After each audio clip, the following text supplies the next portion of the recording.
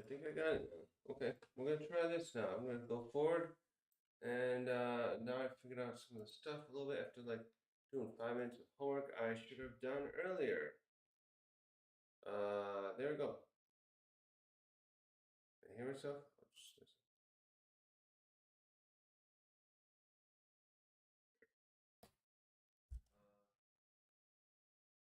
All right, sounds good. I'm gonna put this on mute. Okay.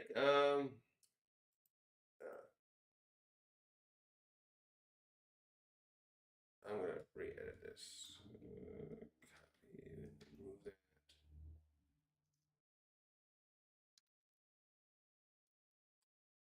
Oh.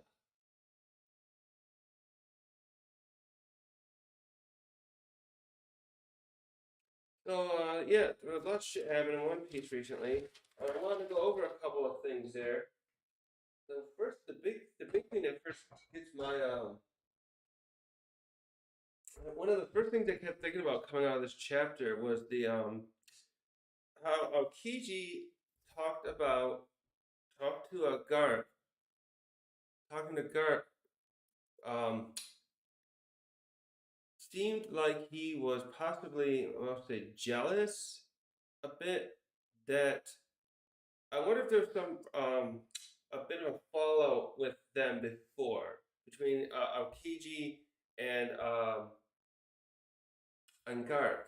Because he seemed a bit upset, and I think that's saying it lightly, really, at uh, at Garp calling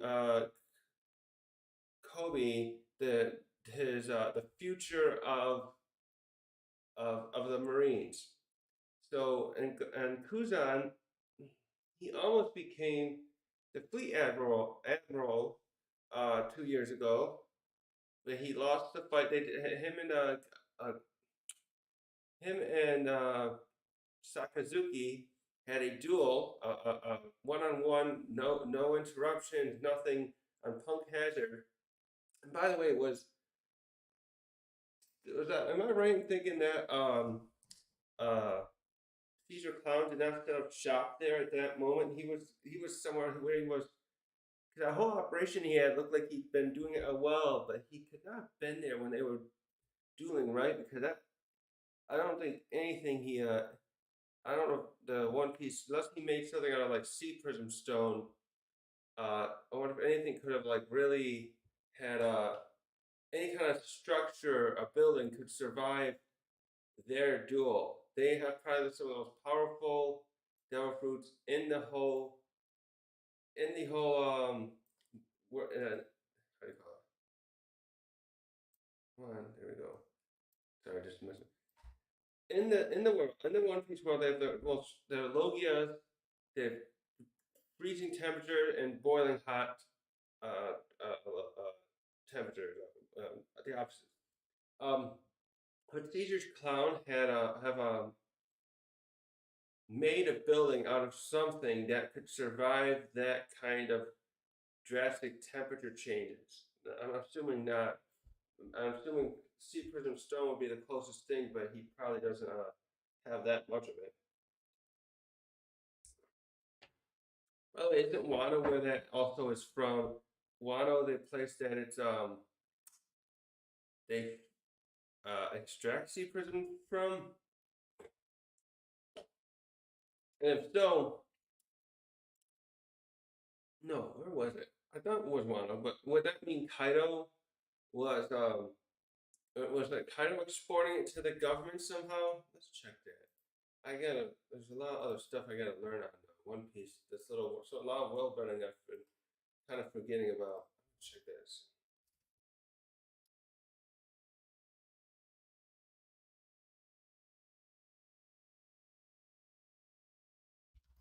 Like, let's see, do they talk about that in here? Uh, it originates from Wano. Uh,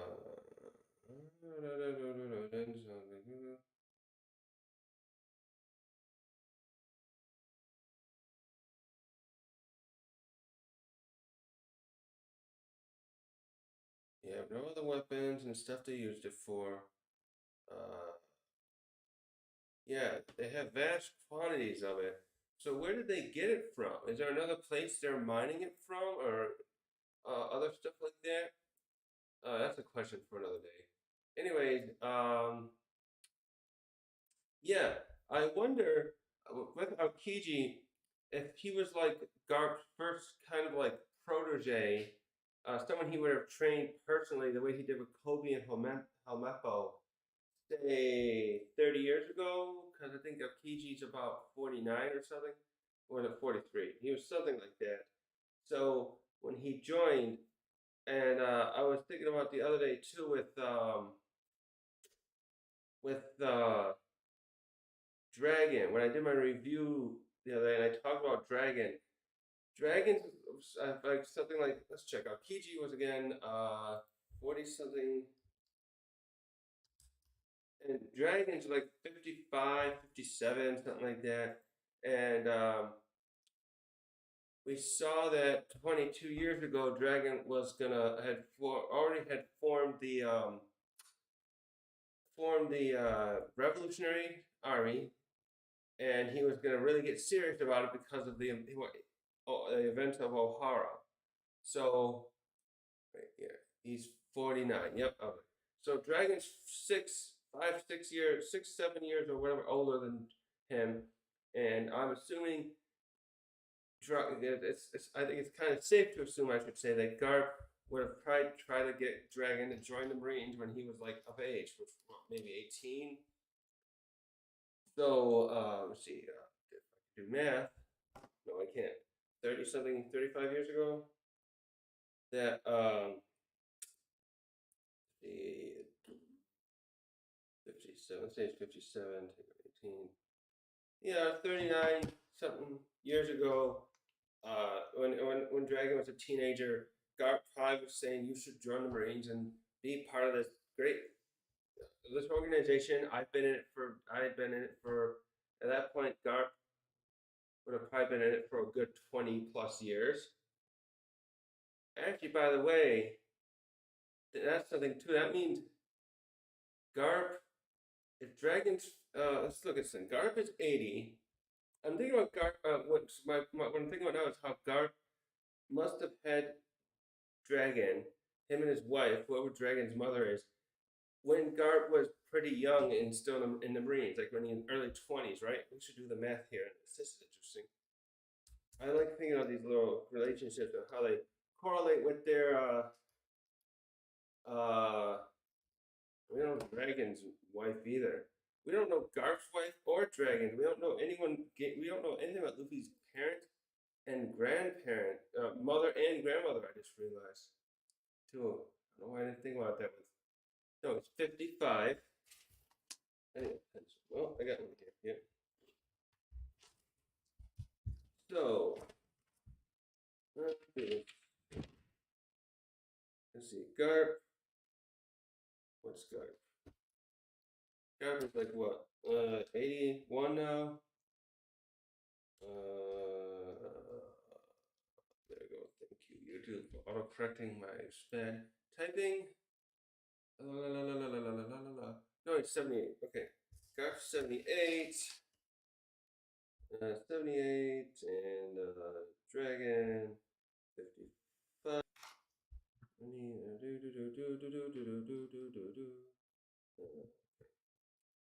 see if we can do math today. Take away. So Garp was like 23 when, yeah, Garp would have been 23 when Dragon was born. So he was in the Marines already. Oh, that's right. They got some casting on him. Let's see. It's Garp. Let's see.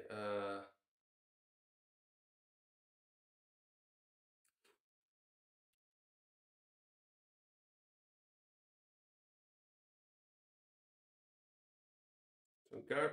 I wonder if Garp was already in the Marines then when Dragon was born, and did he marry another Marine?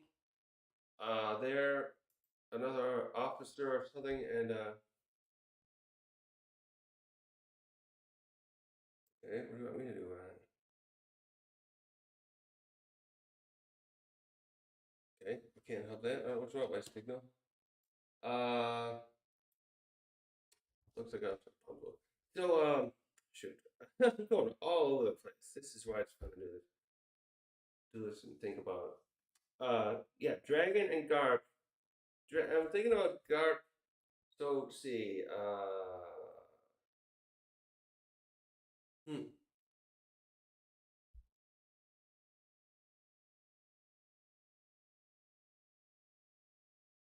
Sorry, just reading this dream health thing from YouTube. Um. Okay. Oops. Come on. So who's on? It's 49. Dragon. See. So who's on? See. All right. Right. Dragon was born when Garp was about 23. Had to be yeah, and then 20 years later, so he was 43. He would have probably some 18, 20 years later. I'm sure Garp wanted Dragon to join the Marines, and Dragon has stated to uh, Vegapunk that there was Vegapunk said it himself, like Dragon's like a pacifist. He probably turned down and then he had to tell his dad, Garp, no, I don't want to join the Marines. I'm not interested in the family business. I'm not making this. I don't want to make this a family business. Like we see here that what's his name? Our friend contemporary there. What's her name again? Kajuku's grandmother. Uh, looks like she did. Wait, come on. Suru, right? So Suru joined the Marines with Garp. We got that image of Garp and Suru and what's his name? Sengoku joined together, and they so we don't know for sure that Suru's daughter or son, whoever Kujaku's parents would be, were in the Marines, but she got in the Marines, which I was bringing up too might be a point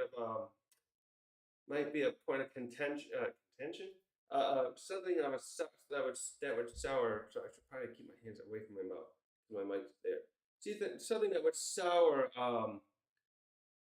Garp because he could not get Dragon to join the Marines, or maybe Dragon did join the Marines for a little bit, but then eventually left because we see by was it he was like 33, 30 something. He decided to make the Revolutionary Army. So that one way or the other, he's not in the Marines anymore, or it never was. And then he wanted Ace and Garp wanted Ace and Luffy to become part of the Marines, and Ace said no because they weren't interested in that. They both had decided to become pirates. And I think I mentioned this before, but it's funny that I don't kind of understand Ace's motivation to become a pirate. I gotta go through the flashback again that happened, the one that happened after Marine Ford. Because Luffy, the reason he joined the Marines, not joined the Marines, makes sense because he was inspired by meeting Shanks. And by the way, where was Ace that day? Was he up in the mountains training? It's funny they didn't meet at that time. We saw them meet later, and they were at like a cave or something. What is that? Winter Island, and they chatted about Luffy and stuff, but they never met as a kid. Way off topic again. Yeah, so this is about Aokiji. Aokiji at some point, so Aokiji's 49. So what, 30 years ago, he joins the Marines. If he started young, and then Garp, 30 years ago, Garp would be 50, around 50, 48 at that time. And so at that point, Dragon would be 6 years older. Dragon would be 20. No, I'm doing that math wrong, aren't I? Let me think a second. Oh, I can't do it. Dragon would be in his early 20s then, right? Kalkiji's 6 years younger. So Dragon would have been. No, that's right. Dragon could have been about 25, and he's probably off doing something else. Maybe he's wandering the world. And so Dragon, Garp has these new recruits coming in. They probably get some new Marines every so often, and someone he sees Aokiji as someone with great promise. That's a question too. With people like them, it's always fascinating to think about all these different Devil Fruit user Marine members. How many of them may have gotten uh, what do you say? Have gotten uh, Devil Fruit powers before or after they join the Marines. I I would say the best way to split that right now is split the difference, say half and half, and then some of them are more become more promising, and maybe they're even promoted faster when they're get receive Devil Fruits. Although that's not shouldn't be a guarantee either, because if they're assholes like Captain Morgan, you don't want them to be promoted. That's not a good idea. They're not going to be good. They're not going to care about the lives of men under their command. They're going to maybe break orders and stuff like that. So, anyway, Dragon doesn't join the Marine or what? Aokiji definitely joins the Marines. Dragon then Garp probably sees him as under great promise, has great promise, and perhaps took him under his wing then. I wonder how that works in the Marines. Like he requests, like, I want to personally train this person. He asks Sengoku or the fleet admiral all the time. Hey, I want to train this person, make them a better officer, and they maybe get approval for that. See what else about that. So it just let's see. Let's find that line here. Where he did that to him. So that's the end of 80. No, I got the chapters here. I'm looking at. What did he call him? Right about here. Oh wait, no, flash after the flashback.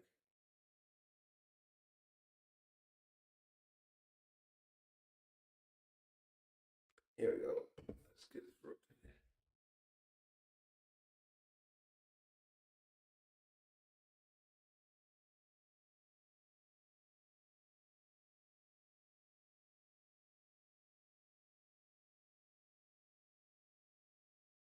Yeah, he really he asked Garth here. I'm looking at the official Viz version.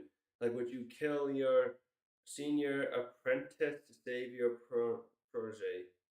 So yeah, he's trained under him a long time ago, and I'm wondering if there's some other kind of like falling out here. There's something here where he doesn't. I bet I know what it is.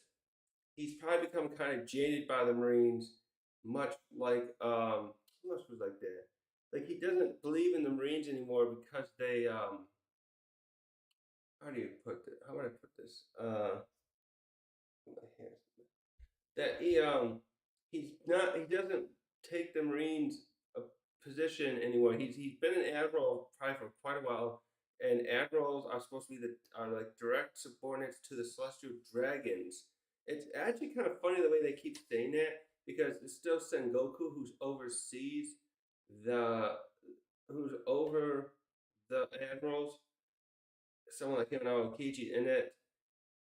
I wonder if like the Celestial Dragons ever call on someone like him, Aokiji, Sengoku, or a lot.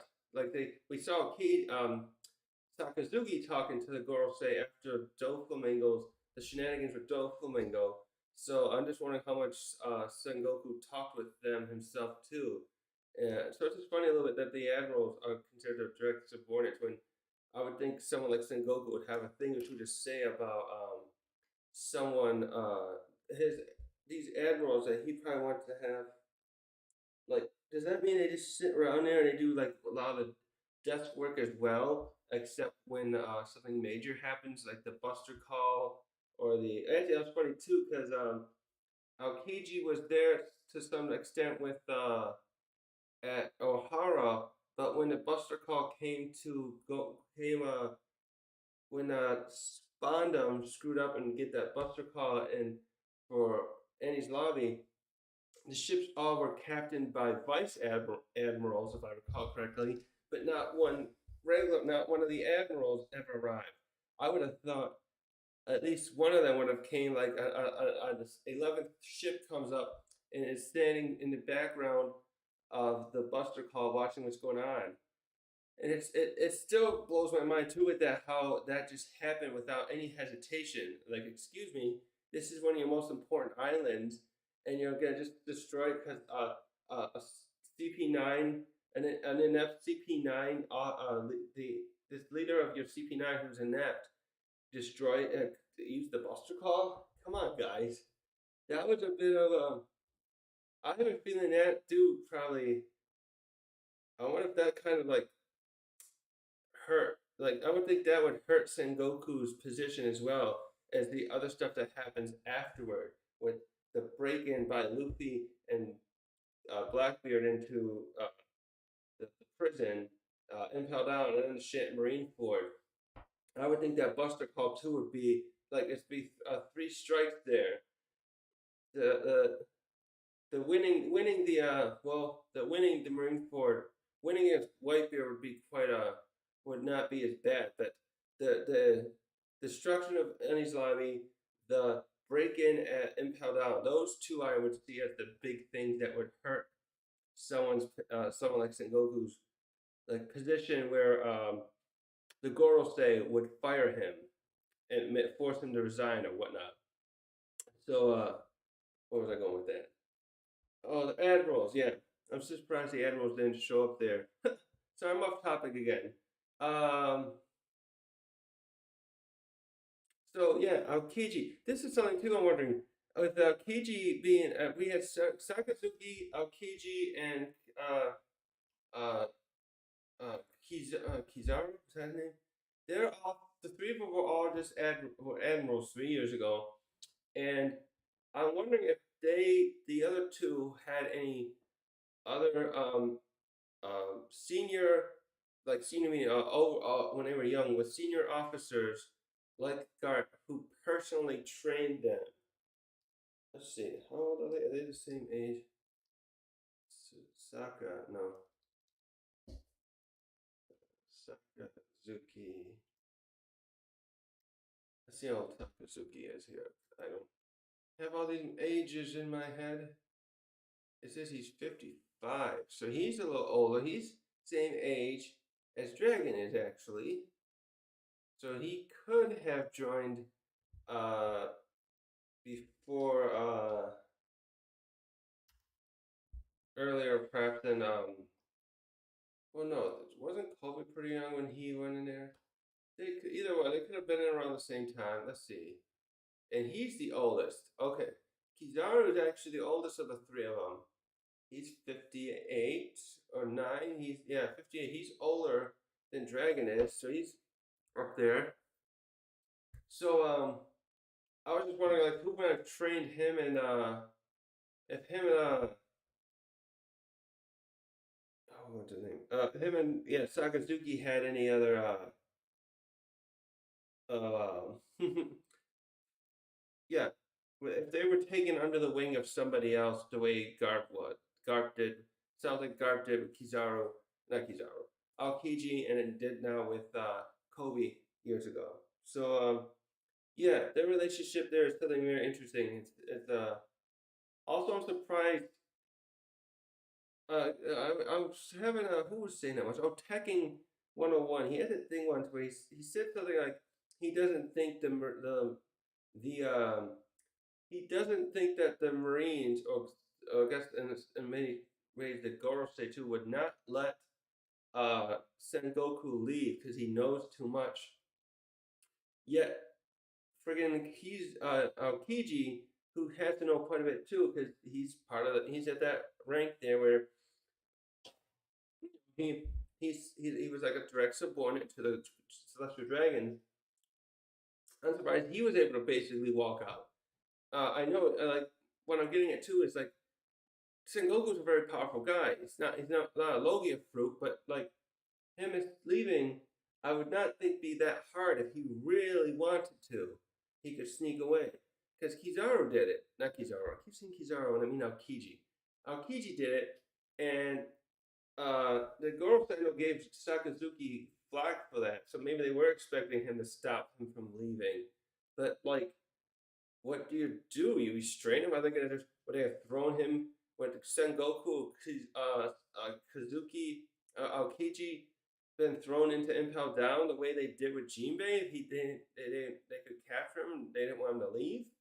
I can see the Gorosei wanting that actually, but that'd be something to see if they would force him to leave, if they would have stopped him.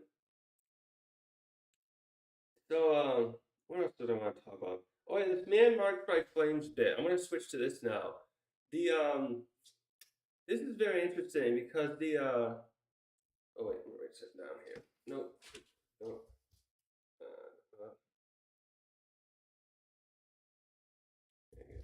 Uh, the man marked by flames bit. I have a theory with something about this because there's that something what Oda said years ago, like he's waiting to use a specific pirate stereotype. I think it was it the eye patch. Oda has not used this one stereotype. I forget the exact one, and I'm wondering if the man marked by flames, given how they're making all of a sudden mysterious and whatnot, that he might be that character that Oda will finally reveal, having the last like stereotype look that Oda's been holding in reserve. Let's see, pirate stereotypes in One Piece. What was that one he didn't use? The parrot. I don't think anyone has a parrot yet, right?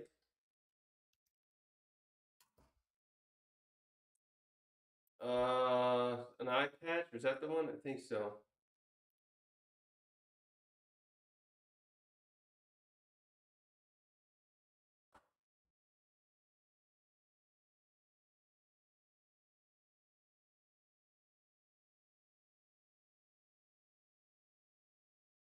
Yeah, they talk about the eye patch. I think that might be the one. That could be. Or if his eyes. Oh yeah. So, anyways, yeah. I have a feeling I have a feeling that the man marker flames. I'm thinking it would be that one, and that would be great to have filled out that last stereotype. What do we have? We have who has the one leg? We have Zed. Oh, is that his name? Sanji's father figure. He's got the one leg. Shoot, what were the other ones? I can't think of them now. But yeah, no one with a parrot, no one with an eye patch. Maybe Oda will have like seems like saving up for two different characters. Um, it is an all black ship.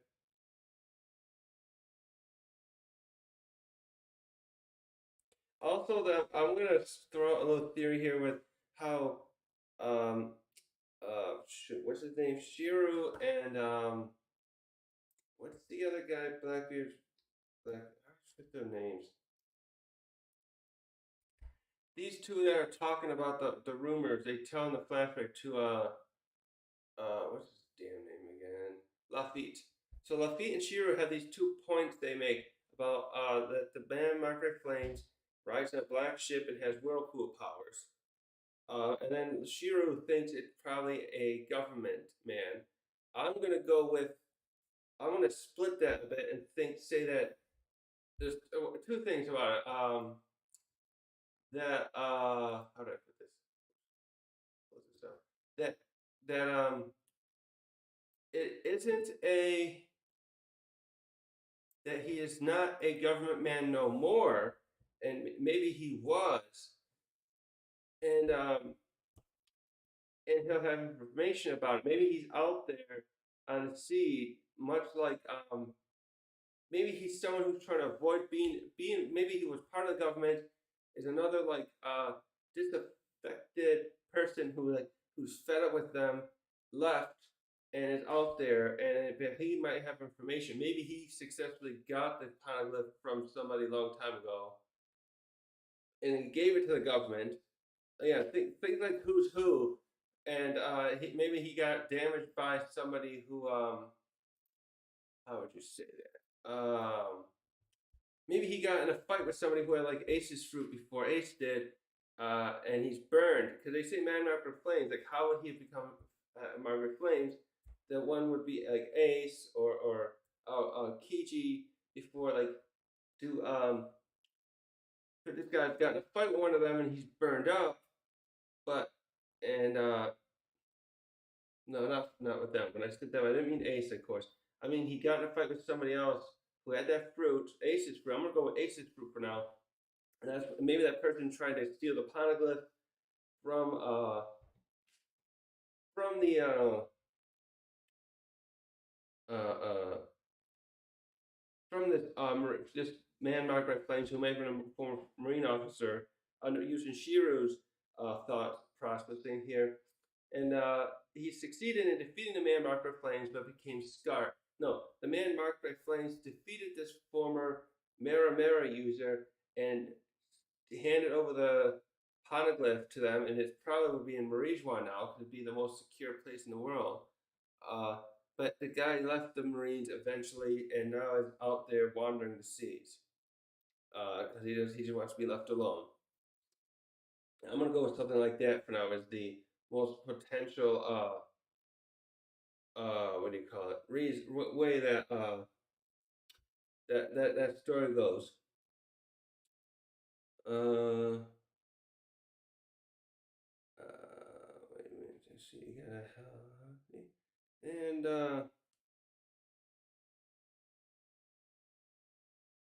oh yeah, the next thing I want to go over, I guess, is it's amazing here how Garp beat a the ice of Kuzan iced him up. I want to know how he did that because that's something important, like stuff like that. Well, I don't know if Luffy will end up fighting Kuzan. Maybe he will, but it would be good if he starts learning how to prevent himself from being frozen like that. Because didn't Kuzan freeze him and Nico? I mean Robin back today, back 2 years ago. I think he did. And so this is just the kind of stuff Luffy needs to start. Luffy like really needs to start learning more stuff. It looks like actually that's something great. I think Oda's doing that like a fallacy of Kubo storytelling from Bleach. Luffy he never had Ichigo learn anything new tactically or add a skill set. Ichigo just kept getting stronger. He had to learn more about his sword. Very important stuff. But he didn't learn any of the magic. I forget what they call them now. The different spells. All he did is get faster. And then he learned to holofy. Also important because all the holos. But Ichigo just kept getting stronger and stronger. And then he eventually that they how was it portrayed? Like Aizen surmised that Ichigo had sacrificed all his um, spiritual pressure to gain immense power, which sounded really cool. But I think it was better the way he surmised afterward that what actually happened is Ichigo was just so much stronger than him. They can't sense his spiritual pressure. Like it's a different wavelength. You ever have like stuff? There's like things where if you can't if you know anything learn anything about like how Wi-Fi and cellular works, they're all broadcasting kind of, but they're at different frequencies so that they can't they can't interact with each other. But anyways, yeah, Ichigo just got stronger and stronger. Uh, Luffy's getting stronger. He needed to also, and he gave a nice time skip instead of like uh, Ichigo just learning a new transformation first, the Holofy. The way he did it, he pulled off a hyperbolic time shaver type thing where Ichigo is living inside. Him and his dad went inside that pathway, that thing that goes between the realms, and it was inside there for a year and a half. I don't know how long the time was supposed to be, and it was like hours. And then he got stronger, right? And he was fighting all that time with his like learning from his what was going on with his final version of his fused version of his Zanpakuto souls. Um, so I like that Luffy here is learning how to fight, learn other techniques. He learned to learn armament haki and control his conquerors first, so he could exude that at will. And now he is he learned the advanced haki, the what do they call it? It has a good name. I can't think of its name now. So Yeah, I'm glad he's learning new stuff, and now he's got new ability that gives him some different leeway to fight. And I like that because he's not just like coming in and slicing people down like Ichigo. He just punches people, but not always. He look at the stuff he did against both Kaido and Lucci was really inventive on Lucci on Oda's part. He tried to eat he sort of tried to eat Lucci and then start spitting the ground at him that he chewed in his mouth. He pulled like a wrestling move where he swung on the he turned one of those tubes into like a rubber rope so he could like swing back at him. And then he did like that spinning move against Kaido, and he did all kinds of stuff that I like. That inventiveness of just he's not simply punching all the time, although he does at the end of the day like to fall back on things. But it's nice to see him change it up. Um,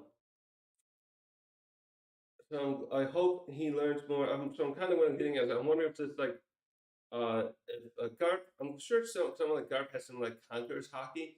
I wonder if that's what he's kind of using. If that could like, we saw that Conquerors hockey League does have like a physical way of being tangibly affecting things. So when he went on Whitebeard's ship, it was like pushing. It was like creating a force that was. It didn't seem to affect people too close. Maybe if they got too close, they could push them away, like a bit like a psychic power. But it was pushing the parts of the wood of the ship like breaking and cracking, like something was pushing out from him. And I wonder if that's what I have a feeling that is kind of what Garp did here when this ice went around him. It doesn't show him using any armored hockey there, but he could be too. Cause he grabs Kuzan and does that like that what's that move called? The throat. He did like a wrestling move too, and then threw him down. Or did he grab his neck? Oh no, he didn't. I was thinking of the clothesline. I think is that name of that move. But no, he looks like he actually grabbed his hand with by Kuzan by the head or the throat. But yeah, I hope Luffy can learn this kind of stuff. Then this can help him in a fight against someone like Kuzan. I'm sure there could be some kind of rematch briefly in the future that Oda will want to do. What else? Oh, something else I was thinking of. This is a little off topic, but I was thinking about all the members that the other members of Blackbeard's Pirates. I think there would be other than Shiru. So Pizarro, Shot, San Juan, and Katarina. I want to know who caught them in the first place and put them in level 6. Like who? These guys are all like very formidable people that were put down there, and Blackbeard. I don't even know if Blackbeard knew who they were specifically, except maybe he could because if they were captured in his lifetime, he could have had like newspaper knowledge, and he could have like been take. Imagine he is like in his room when he was on one of Whitebeard's ship. He could have had like this thing, all this list. Like, I want that person to have like newspaper clippings. I want that guy, that girl, that posed king, this drunk, and this giant. I want all of them on my crew. He probably could have done that, but like, who did was it? Would Garp probably likely had been one who or participated and capturing some of these people. I that's something like that. I would love to know who captured them. So no, let's see. Katarina's young actually. She's 36. Let's see. How old are some of these people? Vasco Shot. So he definitely Vasco Shot is also in his 30s. Jeez, he's got to ease off the drug. Pizarro's got to be older, right? Come on, 42. Yeah, these people are all younger than I thought they would be. So some of these people would have been caught, yeah, in his lifetime, and he probably saw newspaper clippings. And much like he had the Encyclopedia of the Devil Fruit book, he probably saw these people who were captured. All right, so San Juan's older. That's right. He's a giant. He can be much older, right? Uh, he would have saw, especially these other ones who aren't other than San Juan, captured it in his lifetime because they're all within his age or younger, and so it had kept ideas of who they were. Because I'm sure Morgans would have posted that in the paper, even if they want to like be forgotten, so to speak, by the world government wants them to be forgotten. they would still be like Morgans would talk about like the Katarina, what's her name, caught by Garp wrote, after many months of chasing down this person who eluded her due to her what she can transform ability, she has been captured and placed into the into will be placed promptly into uh impel down. So yeah, I love to know if God caught some of them. Uh, let's see. Something about sword. What? Oh yeah, how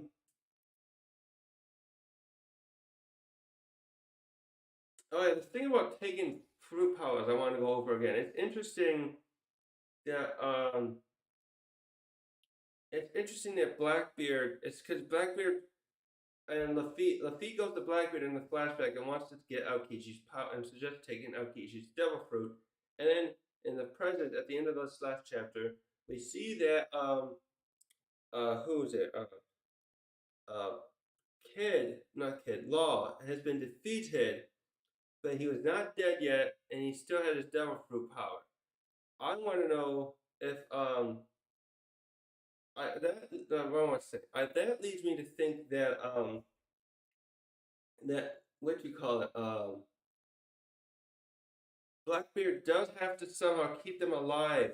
He can't just like he can't I think he cannot take their fruit power from them yet while they're alive directly. He has to kill them and then or they have to be he probably has to kill them and then he does something. Perhaps his fruit can only do that when they're in the process of dying or right after they're dead. Maybe the essence maybe the essence leaves. Maybe you can almost see it. And we never saw that happen. Well, we never saw it age. How did maybe Spider has a way of visualizing the essence of that and capturing it with his devil fruit power from the dark fruit, and um, we we don't know. The only thing we saw so far still though is that he took Whitebeard's fruit and absorbed it to himself. But I'm wondering so if he can like capture it. Maybe he has a fruit with him and he can kind of make it like, hey, have it like just travel to it somehow. Like it can't just not just have it be there, but he kind of forces it. Like just get and then says you're gonna stay in this fruit, and then he could. I'm thinking that now, something like that. And again, I'm wondering if the death of the former user is the important way to get the fruit powers.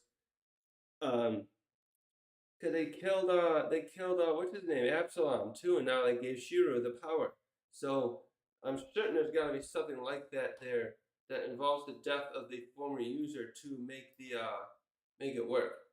Just a second.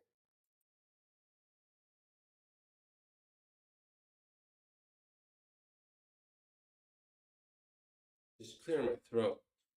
Um, also, everyone, I guess that's it's cute that everyone keeps bringing up. I guess I'll go with this brief. That Sakazuki, that girl, what's her name, Hibari, might be his daughter. That would be something because he's one of those guys. Because Sakazuki, it's funny to me because Sakazuki is one of those guys who like Kaido, but I just can't see him. It doesn't help that someone like Oda just never shows the mothers, the other parents of these people, and he's like he's one of those characters you just can't see them having a wife. It's like, huh? No, you kind of especially, of course, and everyone thought Black Maria was probably a relationship with him, but I bet they do, but everyone thought I did too, kind of like because maybe she was Yamato's mother, but she's like the same age, I think, so it's not possible. Uh, but I could see someone like Black Maria, I guess, being interested in Kaido. I'm just trying to imagine a person out there interested, especially in Sakazuki, and having a child together. It's just so hard to picture. Uh, I just don't know how to think about that. And yeah, she uh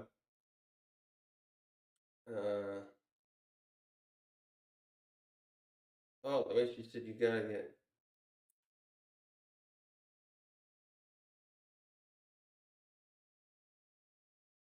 Oh wait, why did this say that differently?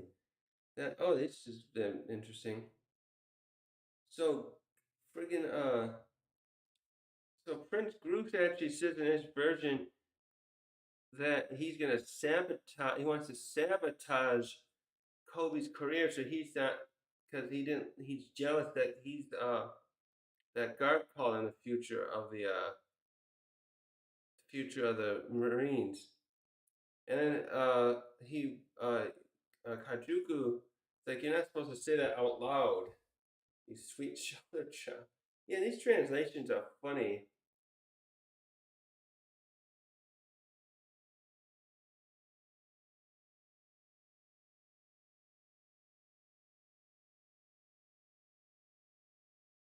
And it's funny here too. The way Garth says, "I'm losing my edge after all these years," and all those pirates' responses. The way reads here is better. Like you can't possibly do more damage than this.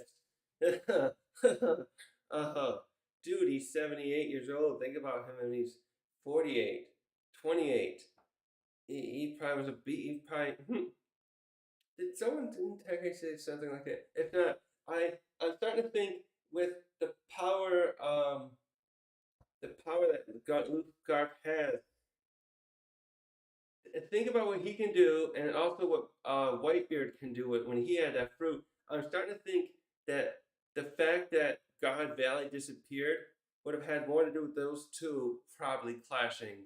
The power of this galaxy punch, whatever he did, plus Whitebeard, the earthquake powers, those those two punching each other and stuff probably is what destroyed God Valley. Not that of course we had Kaido and Big Mom and Roger there. We know all of them are physically powerful, but I could just see those two, Garp and Whitebeard, having a duel being the main destructive force. Oh, other than we also don't know what Rocks could do either. We know Garp's physically strong. We don't think no one else thinks he really has a fruit. Uh, I'm still of the mind that he might have had a fruit. Gotten got I got Zebek's fruit later, but other than that, I at that time I could see him not having a fruit. So yeah, we just don't know what Zebek could do, and that in that regard he could um understand yeah understand. That the others, all the fighting in general, I guess, could have been part of what made God Valley disappear. But Garp's physical abilities and Whitebeard's are the ones that impress me the most and make me think about their just destroying God Valley. That like they were punching each other so much and punching others that it started making the foundations of God Valley crumble. And I bet there was like a time limit at the end, like, oh no, this island's not gonna last. We have to finish this quickly. That kind of thing. So what else can we go over? What did I miss? Something I'm sure. Oh, it's interesting a bit too that let's see, a couple things here. I'm thinking about oh yeah, how everyone was mad at Teach, not mad at Teach. Everyone was afraid to get flack from Teach if they destroyed the island, especially Pizarro. He did not want to use his power to capture them when and Shiro suggested he should have because he didn't want to get flack from Teach, which really shows that they you know I'm sure they kind of like respect him as a captain, but it sounds to me that they are to some extent afraid of him because well actually yeah like some of that would make sense because he's given them all devil fruit powers and well with the exception of well actually with Shiro if someone what I'm kind of getting at is that Blackbeard has probably scared the bejeebus out of these people even these other captains and that's why like no, I'm not gonna use my fruit to destroy things I don't want to hear it from Teach. What I was just gonna say too is if any one of them were ever to like rebel against Blackbeard and try and kill him, I only think Shiro would have a chance against him his fruit power just makes him invisible. He wouldn't have to use it. He's an impressive swordsman and probably would could just cut Blackbeard down. But the other ones, I can't see really. I don't know. Well, actually, one other one would probably be like his what's his sniper's name again? The sniper guy probably could take him out from a distance. And we don't know enough about Lafitte though.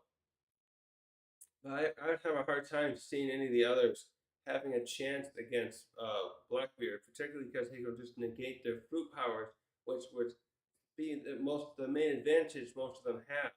Like even Pizarro, because like Pizarro can control the whole island, but Blackbeard could probably start just blanketing that darkness around him, so he can't.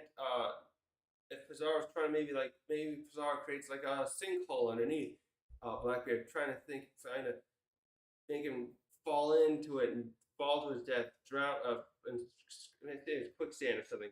Blackbeard, I think, could just walk over that and like turn it back to normal when he blankets out that the darkness vortex. No, not the vortex one. Whatever he does, and then he could block it. So, and then San Juan's a giant, but and that already could give him an advantage. But he couldn't get bigger, I think, if he's stepping onto the darkness of Blackbeard's power.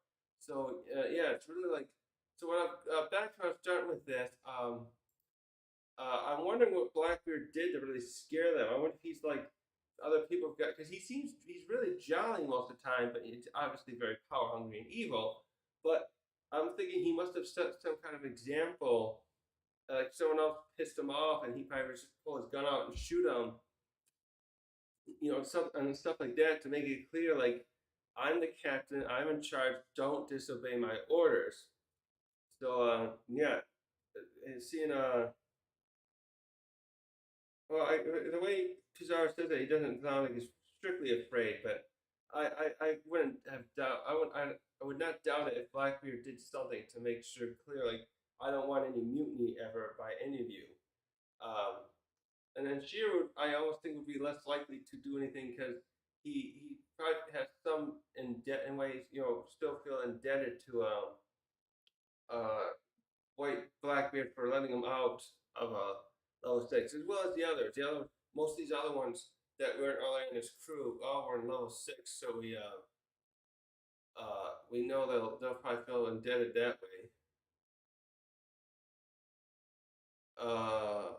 What else? Anything else to say? Hmm.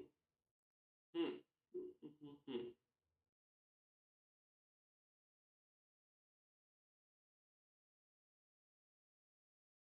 Also, I'm surprised with Sword that members of Sword who turn in resignation like that. I'm surprised the Marine higher ups like Sengoku in the past and Sakazuki and such, or even Gorosei, would not have a say about like have not would not force these members who do this to leave because they would um, say Garb was part of Sword and he did the same thing like this for example, this invading uh, Full Island.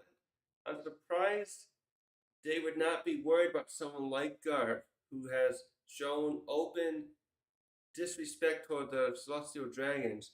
They would not get rid of him because of an event like this, or say he roll up to Big Mom's Island and start a fight there, because then it could start like a world war type situation that the government would be like, if we because they're associated with the Marines, like they'll feel no, they wouldn't be feel compelled, but they wouldn't want that person part of their organization anymore because they would how do you put this to yeah, to start an incident like that basically, and then it makes trouble for them because if they know they can count on this person to obey orders, and people like Sword are clearly they state something like they'll do what they want. If they obey orders, they're not going to worry about someone as powerful as Garp going out willy nilly. If he gets pissed off or even drunk one day at like one of the Yonko and wants to go over there and punch him in the face.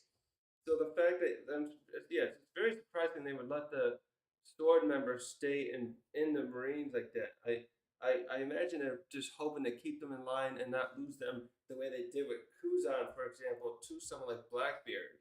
They don't want to like let him go and have a person like Garp or yeah, any of these high level ones would have very potent devil fruits, very potent strength, very potent. I'm already saying potent. Who have that kind of potent strength and plus devil fruits, leaving if they just oust them once they find out they're joining this little sub organization, a sword within their ranks. They're probably just hoping to keep them there. Is all I can surmise out of it because it's like it just seems like a real double-edged sword there because uh they need these members. They don't want these powerful pirates to marines to become pirates or fall into the hand of pirates, but they're also risking uh having these guys go out there and attack a Yonko crew or anything else comparable and creating a lot of trouble. What do they say about that? Yeah. Yeah, and they don't need permission. Yeah. Maybe it was through no responsibility for their actions. Fine, all, but what if that causes a problem? Like, look how they were worried about Shanks and Whitebeard meeting 2 years ago. What if one of these sword members was a clever sort of fellow or gal, like, and they think like something like they're like Joker, and they concoct a plan that would force two of those guys to fight. And how are they gonna? They're assume no responsibility, but what if someone had caused a big battle between two Yonko, and it was one of the Marines who was still technically on the payroll, but also had filed their had submitted their resignations. It's just really an interesting double-edged sword there that they can keep them on the payroll, but it's just such a risk. Uh, I think I'm gonna end the stream here now. I cannot think of, I don't have a lot more I can come on my mind to think of, and I think I've been on here about an hour, pretty good for a stream.